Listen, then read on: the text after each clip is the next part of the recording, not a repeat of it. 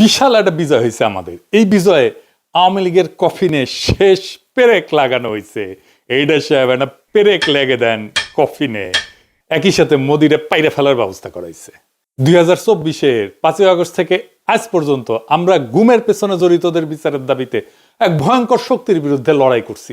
সেই লড়াইয়ে বিজয় আসছে, প্রাথমিক বিজয়। প্রথম ধাপে আমরা ওয়াকারকে পরাজিত করতে পারছি। আন্তর্জাতিক অপরাধ ট্রাইব্যুনাল এক ঐতিহাসিক পাহাড় সম কঠিন কাজ করছে। জয়েন্ট ইন্টারোগেশন সেল এবং TFI, task force for interrogation, এই সেলে গুম এবং নির্যাতনের 2 মামলায় মোট 30 জনকে আসামি করা হয়েছে এবং এর মধ্যে আছে ডিজিএফআই এর সাবেক অনেকগুলা পরিচালক এবং আর্মির, সেনাবাহিনীর উর্দি পড়া দুর্বৃত্তরা। তবে এই ঘটনা থেকে বাংলাদেশের মিডিয়া কারা নিয়ন্ত্রণ করে সেটা ধারণা পাওয়া গেছে। আমার দেশ এবং কয়েকটা সামান্য গণমাধ্যম ছাড়া কেউই সাবেক ডিজিএফআই এর কর্মকর্তাদের বিরুদ্ধে গ্রেপ্তারি পরোয়ানার খবরটাতে ডিজিএফআই শব্দটা পর্যন্ত ব্যবহার করেনি। সবার শিরোনামে ছিল শুধু হাসিনা আর সাবেক সেনা কর্মকর্তাদের নাম। দেখেছেন, ডিজিএফআই এর নাম শুনলে কাপড় নষ্ট করে ফেলে। এই জেনারেল ওয়াকার গুম খুনে জড়িতদের রক্ষায় আগামী নির্বাচনে সহায়তার আশ্বাস দেয়া বিভিন্ন রাজনৈতিক দল এবং ব্যক্তিদের নানা প্রস্তাব দিয়ে আসতেছিলেন। এমনকি কিছু মানুষকে সামরিক এলাকায় পিএনজি করাইছে। পিএনজি মানে জানেন তো, পার্সোনা নন গ্রাটা, মানে এদের সেনানিবাসে ঢুকতে দেওয়া হবে না। ওয়াকার তো পারলে তার বোন কাটাল রানীর ক্ষমতায় রাখতো। এখন ও যাই করুক, ব্যর্থ হবে। কারণ সে মিত্র হিসেবে বেছে নিচ্ছে কালপ্রিটদের, দুর্বৃত্তদের, এবং তার মিশন হইতেছে দুর্বৃত্তদের রক্ষা করার। যাই হোক, আগে জেনে নি আসলে গুম সংক্রান্ত কি বিশাল অপরাধ হাসিনা আর তার দলবল করেছিল। এটা নিয়ে একটা ডকুমেন্টারি হয়েছে 1 ঘন্টার বেশি সময়ের, আপনারা পারলে দেখে নেন। আমি ওইখান থেকেই দেখাবো কিছু বিষয় আপনাদের উপযোগী কইরা। ওয়াকার কি কি ঝামেলা করেছে, কেন করেছে, আর ওয়াকারের জন্য কি অপেক্ষা করতেছে সেটাও আমরা এই আলোচনায় জানবো। আপনারা আয়নাঘরের কথা শুনেছেন না? মানে দেশে তো জেলখানা আছে, তাহলে আয়নাঘর কেন লাগে? আর আয়নাঘরে কারা ছিল? আয়নাঘরে ছিল গুমের শিকার হতভাগ্যরা। হাসিনার আমলে কয়েক হাজার গুম হয়েছে। গুম কমিশনে অভিযোগ জমা পড়েছে 1676টা। গুম কমিশনই বলে যে এটা একটা সামান্য অংশ। গুমের শিকার একটা বড় অংশই ঝামেলা এড়ানোর জন্য অভিযোগই করতে চায় না। শোনান এডিটর সাহেব কি বলে গুমের শিকার ব্যক্তিরা। ওই ওপেনলি ওইভাবে সাক্ষাৎকার দিব না, কারণ ওটা এভিডেন্স থেকে যাবে। আমার আজ হোক কাল হোক আমার তো আসলে পরেরটাও চিন্তা করা লাগবে, ফ্যামিলি আছে। এমনি তো অত্যাচারের শিকার হয়েছি, গুম ছিলাম, মিথ্যা মামলা নিয়ে জেলে ছিলাম, এখনো স্টিল নাও হাজিরা দিচ্ছি। ওই 16 সালে গুম হওয়ার কনসিকুয়েন্স এখনো বিয়ার করতেছি। আমার ফ্যামিলি স্টিল নাও সাফারার, আমার ক্যারিয়ার ধ্বংস, সবকিছু হয়ে গেছে। শুনলেন তো? তো জেলে নিতে হইলে তো একটা প্রসিডিওর লাগবে, আদালতে নিতে হবে, আপনি জামিনের আবেদন করতে পারবেন, উকিল নিয়োগ করতে পারবেন। সবার উপরে আপনার বিরুদ্ধে তো অভিযোগ লাগবে একটা, যে আপনি একটা অপরাধ করছেন, তাই না? প্রমাণ লাগবে। যার বিরুদ্ধে অভিযোগই নাই তারে কি করবে? যেমন ধরেন ব্যারিস্টার আরমান, সে তো কোনো অপরাধ করেনি। ব্রিগেডিয়ার আজমি, সে তো কোনো অপরাধ করেনি। হুম্মাম কাদের চৌধুরী, সে তো কোনো অপরাধ করেনি। তাদের তো জেলে দেওয়া যাবে না, গ্রেপ্তার করা যাবে না। তাদের রাখতে হবে এমন একটা কয়েদখানায় যেখানে দেশের আইন আদালত কিছুই কাজ করবে না, সব গায়েব করে দিবে। যারা হাসিনার শাসনের জন্য চ্যালেঞ্জ, তাদের জন্য আয়নাঘর। এবং এই আয়নাঘর করছে বাংলাদেশ রাষ্ট্রের বাহিনীগুলা। সেখানে পশুর মতো রাখতো মানুষদেরকে। আর আয়নাঘর একটা না, সারা দেশে ছিল 800 আয়নাঘর। দেখেন, প্রত্যন্ত অঞ্চলেও এরকম অনেক আয়নাঘর ছিল। আমরা জেনেছি এটার সংখ্যা কয়েকশো, মেবি 700 থেকে 800। সবচেয়ে বড় আয়নাঘর যেটা, সেটা ছিল ঢাকা ক্যান্টনমেন্টের ভিতরে। এখানে কাউকে বছরের পর বছর আটকে রাখা হইতো। কাউকে কিছুদিন আটকে রাখার পরে মনে করা হইতো তারে আর বাঁচায় রাখা যাবে না, তাহলে হয় মাইলে ফেলাতো, ক্রস ফায়ার সাজায়, অথবা মৃত্যুটাকে দুর্ঘটনা সাজায় দেখানো হইতো। শোনেন, নতুন যারা অফিসার সংযুক্ত হতেন র্যাবে বা র্যাব ইন্টেলে, তাদেরকে বলা হতো 2-1 মোরগ নামাও বা প্যাকেট নামাও, গুলি করো।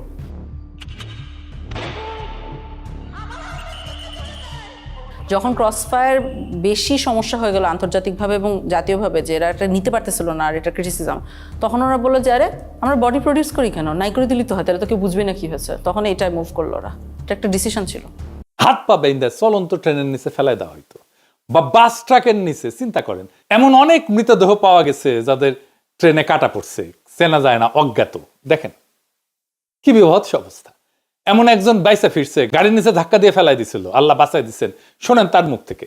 ওই আবদুল্লাহপুর আশুলিয়া রোড যেটা, সেখানে নিয়ে যায়। নিয়ে যাওয়ার পরে উনি অন্যদেরকে নেমে যেতে বলে। নামার পরে আমাকে যে কানে কানে বলতেছে, ভাইজান আমাকে ক্ষমা করে দিয়ে দেখেন, আপনাকে তো চলন্ত গাড়ির সামনে ফেলে দেওয়ার জন্য বলা হয়েছে।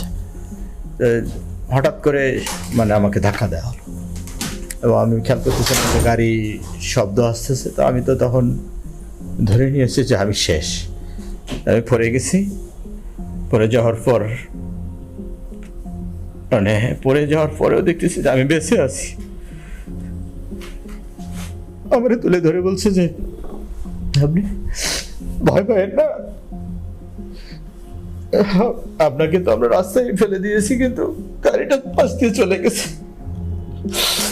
তাহলে আমি টের পাইছিলাম যে গাড়িটা যখন জোরে খুব রানিং এ আসতেছে, আবার যখন ফেলে দিবে ব্রেক শক্ত করে ধরে পাশ দিয়ে টা করে শব্দ হয়, যেটা ঠিক সেই শব্দটাই আমার কানে আসছে। এইভাবে অজ্ঞাত ব্যক্তির লাশ পাওয়া যেত ট্রেনে কাটা পড়া। রেলে কাটা পড়লে হয় কি, দায়ী কিন্তু কাটা মানুষ, কাটা পড়া মানুষ। বাংলাদেশের আইনে কারো দোষ হয় না, সেজন্যই ট্রেনের নিচে ফেলাই দিত। কাউকে ইনজেকশন দিয়ে অজ্ঞান করে ট্রেনের নিচে ফেলাই দিত, গাড়ির নিচে ফেলাই দিত। কি অবস্থা চিন্তা করেন। তো যদি ডেড বডি পাওয়া যেত তাহলে তো বিপদ। তখন তাদের নদীর মাঝখানে নিয়ে গুলি করে পেট চিরা কোমরে সিমেন্টের বস্তা বেঁধে ডুবাই দেওয়া হইতো। জিয়াউল হাসান নিজের হাতে এরকম মানুষকে মারছে। শুনেন স্বীকারোক্তি। যখন যাওয়া শুরু করলো, আমরা ইয়েতে যাওয়ার পরে উনি ডেস্টিনেশনটা আগে থেকে বলেন না কোথায় যাবে, তো সাউথের দিকে যাবো। তো যাওয়ার পরে তারপরে বললো যে স্লো ডাউন। যখন স্লো ডাউন বললে তখনই বুঝি যে এখন প্রক্রিয়া শুরু হবে। যখন খোলের ভিতর দিকে তাকে তুলে নিয়ে আসে, সিমেন্টের বস্তা কিন্তু বাইরে থাকে স্যার। খোলের মুখটা খুলে একজন করে তুলতেছে স্যার, সিমেন্টের বস্তা দিয়ে সে বেঁধে ফেলতেছে, পাথর হচ্ছে হাঁটু বরাবর হয়েছে, হাঁটু বরাবর হয়েছে। বেঁধে পায়ের কাছে সিমেন্টের বস্তা তাকে একদম কর্নারে রাখছে। সেকেন্ড মেন স্যার পিলোটা দিয়েছে, পিলোটা দিয়ে দিয়েছে সব। তাদের পছন্দের জায়গাটা হলো মাথা স্যার, মানে মাথার এখানে বা এই পাশে বালিশ থেকে তারপরে একদম 6 রাউন্ড ফায়ার করে। 2 রাউন্ডটা ফায়ারের প্রয়োজনে যদি কখনো তার মনে হচ্ছে কারো হাত কেঁপে গেছে, তখন উনি বলতে সেন্সার। ঢাকার সুন্দরবনের দস্যুদের কাছ থেকে উদ্ধার করে একটা ট্রলার ব্যবহার করা হইতো এই কাজে। এইটা সাহেব দেখান সেই স্বীকারোক্তি। দস্যুদের কাছ থেকে উদ্ধার করা ট্রলার, যেটা জেনারেল জিয়াউল হাসানের টিম এটা এনেছিল, এবং পরবর্তীতে আমরা জেনেছি যে জিয়াউল হাসানের প্রত্যক্ষ তত্ত্বাবধানে অনেক মানুষকে ওখানে নিয়ে যাওয়া হতো রাতের গভীর রাত্রে। এই জায়গাটা এবং বন্দিরা থাকতো বুঝছেন, এখানে এই ডেকের উপরে কোনো কোনো সময় তো ডেকের ভিতরে থাকে, এন্ড দেন অফিসাররা কারণ ডেকের ভিতরে না থাকলে দেখা গেলো মাঝে দেখে ফেল, এরকম হবে। ওরা সবই এখানে বা কেউ এখানে থাকতো, এন্ড দেন এখানে এনে শুট করে এখান থেকে ফেলে দিবে। ওখান থেকে পেট ফাটতেছে ওখানে কুইক অ্যাকশন। তার হচ্ছে গিয়ে এখানে যাওয়ার পরে এই যে মানুষটাকে শোয়ালেন, যাওয়ার পরে বাঁধার পরে তারপরে আপনার গুলি করে ফেলা দেওয়া হয়। এদিকে বাঁধার রশিটা রেডি থাকে, ওইদিকে সিমেন্টের বস্তার সাথে রশি বাঁধা রেডি, যেমন রশি বাঁধার থেকে সিমেন্টের বস্তা খুলে না যায়।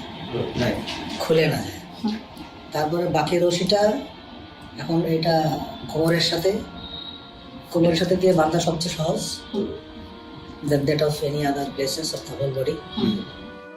এখানে গুলি করে লোয়ার পোর্শন ধরে ফেলে দিল। কে ফেললো? জিয়া তো গুলি করলো, এখন জিয়েই ফেললো না সাথে আরো যে লোক ছিল তার কে ফেললো এটা আমার খেয়াল নাই। এখান থেকে করে ফেলে দিল। আবার কাউরে ইন্ডিয়া পাচার করা দেওয়া হইতো, যেমন সুখরঞ্জন বালিকে দেওয়া হয়েছিল, সালাউদ্দিন সাহেবকে দেওয়া হয়েছিল রাষ্ট্রীয়ভাবে। এইখানেই ধরা খাবে মোদি আর তার বাহিনী। এইসবের মধ্যে মূল ভূমিকা পালন করছে সেনাবাহিনীর কর্মকর্তারা। ওইখানে নিয়ে 2টা লোক আইছিল হুমড়াই করে, বললো তোর পার করে দেব, তারপরে তুই ওই জায়গায় কতদিন থাকবি, আবার আমরা তো আবার ব্যাগ নিয়ে আসবো। ওরা আবার ওই দেশ থেকে কারা যেন আসছে স্যার, আপনার ওদের ইন্ডিয়ানরা আসছে, ওরা 2জনকে দিল, আমরা 2জনকে দিলাম। মানে ওরা 2জন বন্দীকে দিল, আপনাদের বন্দী 2জনকে ওদেরকে দিয়ে দিল। যাদেরকে হ্যান্ড ওভার করলো ওদেরকে নিয়ে আবার কি করলেন? ওদেরকে নিয়ে স্যার রাস্তায় 2জনকে স্যার ক্রস ফায়ার দিয়ে ফেলাই দিয়ে আসছে।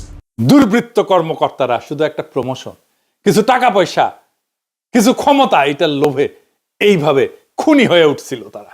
তাদের সৈনিক বৃত্তিকে তারা জলাঞ্জলি দিছিল। তারা সৈনিক ছিল না, তারা এখনো সৈনিক না। সেনাবাহিনী এদেরকে পালতে পারে না। আজকে ওয়াকার বলে সেনাবাহিনীর মরাল নষ্ট হবে। ও তো সেনাই না, ওই তো সৈনিকই না। মরাল কিসের নষ্ট হবে? ওরা রাখলেই তো সেনাবাহিনীর মরাল নষ্ট হবে। ঢাকার আয়নাঘর ছিল ডিজিএফ এর আন্ডারে, ক্যান্টনমেন্টের মধ্যে। র্যাবের সেনা কর্মকর্তারা এই গুম আর খুনের কাজগুলো করছে। এদের বিরুদ্ধে গ্রেপ্তারি পরোয়ানা জারি করা হয়েছে, সকল প্রমাণ জোগাড় করে মামলা করা হয়েছে। এইটায় ওয়াকারের পুচ্ছে আগুন ধরে গেছে এখন। কেন? কারণ ওয়াকার জানে এইভাবে ধরতে ধরতে ধরতে ধরতে ধরতে তার ফাঁসিকা ফান্ডা আসতেছে। ওর গলা তো ফাঁসির ধরি জ্বলবে। সে নিজেও তো 2024 জুলাই আগস্টে ছাত্র জনতার বিক্ষোভের বিরুদ্ধে সেনা নামাইছিল। তারা গুলিও করছে, মানুষও মারছে। এর দায় তো ওয়াকারের। সৈনিক আর জুনিয়র অফিসাররা গুলি চালাইতে অস্বীকার করার জন্যই ওয়াকার তার আপারে বাঁচাইতে পারে নাই। এতে ওয়াকারের বিন্দু মাত্র কোনো ক্রেডিট নাই। এই ওয়াকার আয়না ঘরের সব এভিডেন্স নষ্ট করে ফেলছে। এভিডেন্স নষ্ট করা আর একটা অপরাধ। ক্যান্টনমেন্টের এলাকার মধ্যে যদি এভিডেন্স নষ্ট করা হয় আয়না ঘরে, কার সেটা দায়িত্বে পড়ে? তার জিম্মায় থাকা জেনারেল মুজিব পালাই যেতে দিচ্ছে। তারা গ্রেপ্তার করা হয়েছিল, রাখা হয়েছে ক্যান্টনমেন্টে, পালাই গেছে। কার দায় তাহলে? এই মুজিবের নামে ওয়ারেন্ট বাড়াইছে, এখন আশ্রয় দিছে পুলিশ আর আওয়ামী লীগের নেতা কর্মীদের ক্যান্টনমেন্ট গুলোতে। তাদের পালাইতে সাহায্য করছে। আরাফাতকে তো পালাইতে সাহায্য করছে ওয়াকার। আরাফাত ধরা পড়েছিল, নিউজ বাড়াইছিল, কেমনে পলাইলো? তারপরে আয়নাঘর ভিজিট করতে দিবে না ওয়াকার প্রফেসর ইউনুসকে, বাধ্য হইয়া দিছে। এই যে জেনারেল আকবর, যার নামে আজকে ওয়ারেন্ট বাড়িয়েছে, সে গুম কমিশনে স্বীকার করছে, সাক্ষ্য দিছে, তাকেও পালাইয়া যাইতে দেওয়া হয়েছে। দেখান এডিটর সাহেব তার সাক্ষ্য দেখান। এই প্রসেসের পিকে প্রাইম মিনিস্টার্স অফিস, অনেক সময় ওনার পক্ষ থেকে ডিফেন্স অ্যাডভাইজার ছিল, তো উনিও মাঝে মাঝে ইন্টারফেয়ার করতেন, কথা বলতেন, আদেশ নির্দেশও দিতেন।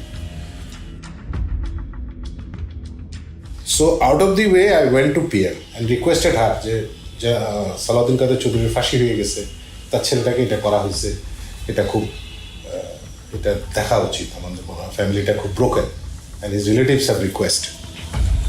আমি নিজে প্রিয়ামকে বলেছি, আমার সাথে মানে আমি 2বার ওনাকে বলেছি, এটা আমার নিশ্চিত মনে আছে। ছেড়ে দিব না, ছেড়ে দিব না, মানে আমি দেখি কি করা যায়। অ্যাডভাইজারকে তুমি বলছো, আমি বলছি। এবং ওনার কি ক্ষমতা ছিল তখন ওটাকে সমাধান করার? অর্থাৎ ধরেন উনি চাইলে কেউ বের করে দিতে পারতো? পিএম চাইলে হবে না, মানে এটা উনি যা চাইবে তাই হবে। এইটাই তো প্রথম গ্রেপ্তারি পরোয়ানা না, এর আগেও গ্রেপ্তারি পরোয়ানা হয়েছে সেনা অফিসারদের বিরুদ্ধে। কাউরে গ্রেপ্তার করতে দেয় নাই ওয়াকার। সে বলে এতে সেনাবাহিনীর মরাল নষ্ট হবে। যুক্তির মায়েরে বাপ। নিজেরা নিজেদের সৈনিক বৃত্তিকে কলঙ্কিত করছে, নিজেকে নিছক একজন ঠান্ডা মাথার খুনি বানাইছে, তাতে মরাল নষ্ট হয় না। ক্যান্টনমেন্টের মধ্যে আয়না ঘর বানায় রাখলে মরাল নষ্ট হয় না। মোটা আজিজকে শেখ হাসিনার বডিগার্ডের ভাই কোটায় আর মোটা ওয়াকারকে জামাই কোটায় সেনা প্রধান বানাইলে মরাল নষ্ট হয় না। বিডিআরে 57 সেনা অফিসারকে ইন্ডিয়া খুন করাইলে মরাল নষ্ট হয় না। কয়েক মাইল দূর থেকে বিডিআর হেডকোয়ার্টারে কাউকে রক্ষা করার হিম্মত দেখাইতে না পারলে মরাল নষ্ট হয় না। ব্রিগেডিয়ার আজমিকে আয়না ঘরে আটকায় রাখলে মরাল নষ্ট হয় না। আর তারে যে বছরের পর বছর যেই সৈনিকেরা পাহারা দিছে, তারা দেখে নাই একজন নিরাপরাধ চৌকস উচ্চ পদস্থ সেনা অফিসারকে বিনা আইনে এইভাবে বন্দি করে রাখা হয়েছে, তাদের মরাল নষ্ট হয় নাই? তারা কথা বলে না এটা নিয়ে তার পরিবারের সাথে, তার বন্ধু বান্ধবদের সাথে, তার কলিগদের সাথে? নারায়ণগঞ্জে কন্ট্রাক্ট কিলিং করে 7 জনকে মাইরা শীতলক্ষায় ভাসায় দেওয়া মরাল নষ্ট হয় নাই সেনাবাহিনীর?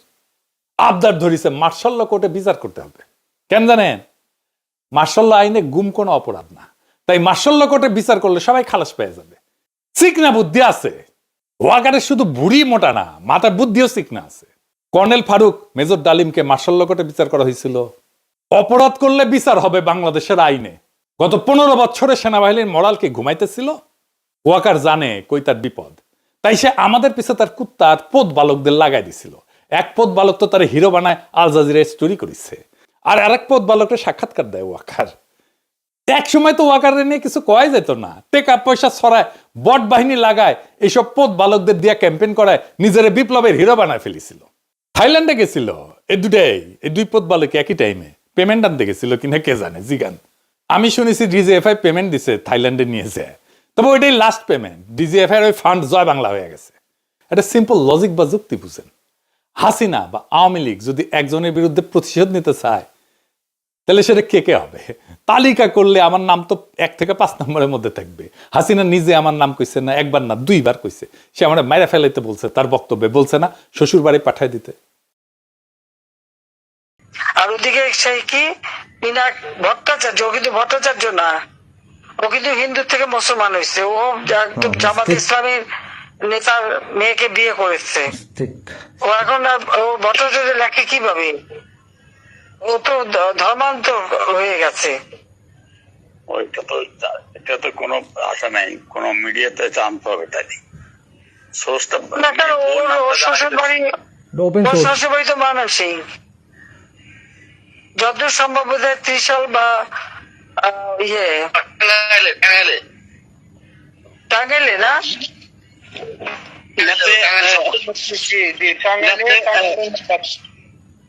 জামাতে ইসলামের নেতা না, জামাতে ইসলামের নেতা কিন্তু তার মেয়েকে তো এই বিধর্মীর সাথে বিয়ে দেবে না, নিশ্চয়ই তার মুসলমান বানাইছে। এই যে সুশান্তের সাথে শরীফ আজাদ, ডাক্তার আইজু নামে লাদায়, সে তো আমাকে খুন করার আহ্বান জানাইছে। শোনান এডিটর সাহেব। পিনাকি ভট্টাচার্য, ফ্রান্সের একটা লয়ের কথা বলি, if you kill someone you don't need to death penalty, maybe life in the prison 10 years 12 years. ফ্রান্সে কি বাংলাদেশের মানুষ নাই? পিনাকির মতন একটা কুকুর এই ধরনের কাজ করে যাবে আর বাংলাদেশের মানুষ এখানে বসে আছে? অ্যাসাইলাম মারা একটা কুকুর এখানে বসে আছে। এই কুকুরটা গলা কাইটা যদি এখানে কোনো মানুষের ডেথ পেনাল্টি হবে না, life in the prison. I am challenging, I am sorry. শুনিছেন? আচ্ছা এডিটর সাহেব আবার শোনান তো, হাসিনা আমাকে নিয়ে কি কইছে 2বার, এটা শোনান। মাননীয় নেত্রী আমরা সব জানি, এবং আমরা যত কিছু করার আমরা তার বিরুদ্ধে ব্যবস্থা করবো, আমরা তার বিরুদ্ধে ব্যবস্থা করবো। আমরা আওয়ামী লীগ তো আমার বিরুদ্ধে মিছিল করে প্যারিসে আইসা।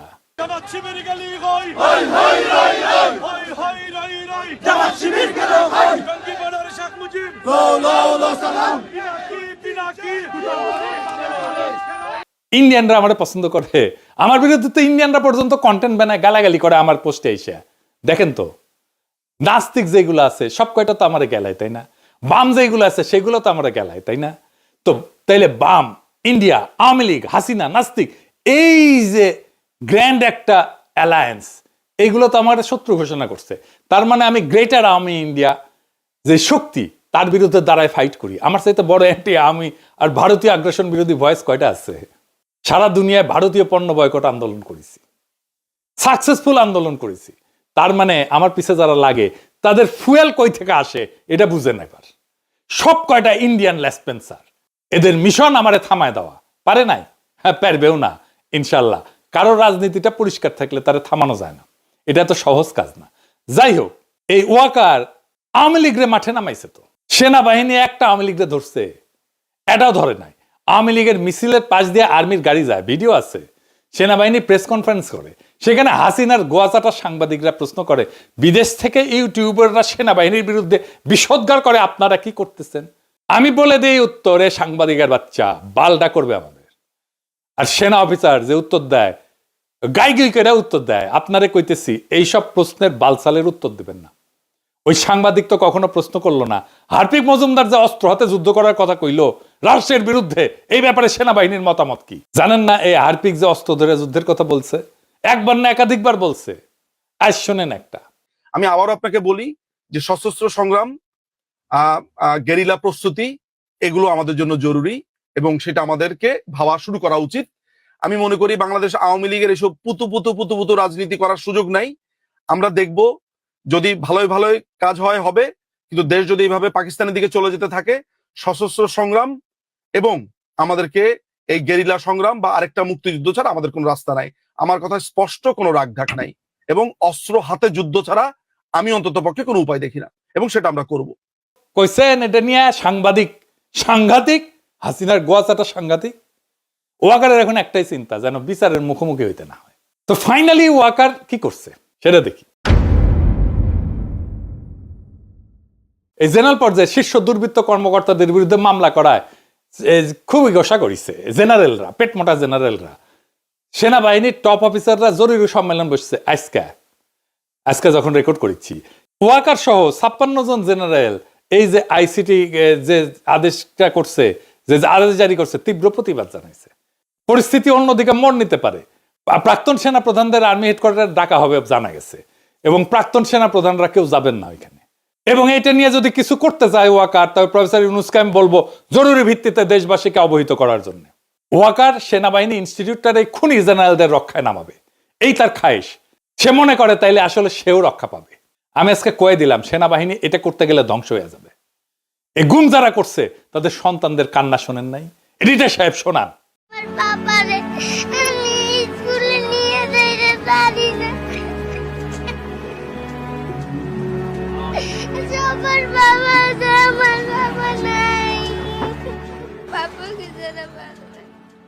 আর একটা শোনান। আমার বাবাকে আমি একবারও দেখি নাই।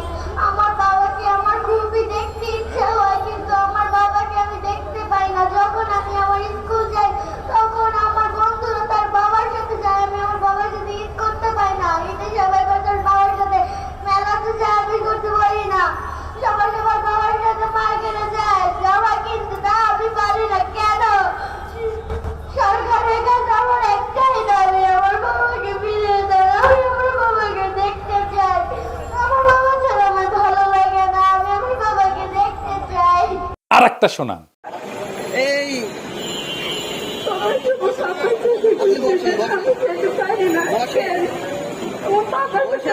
করতে বলছে,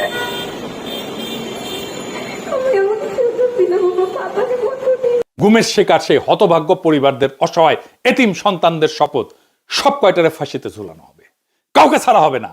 এই ভয়ানক আওয়ামী লীগ সংগঠনের সাথে যারা আছে তাদের একটাকেও ছাড়া হবে না। এই কান্নার কাফারা আমরা আদায় করে ছাড়বো একদিন না একদিন। ইনকিলাব জিন্দাবাদ।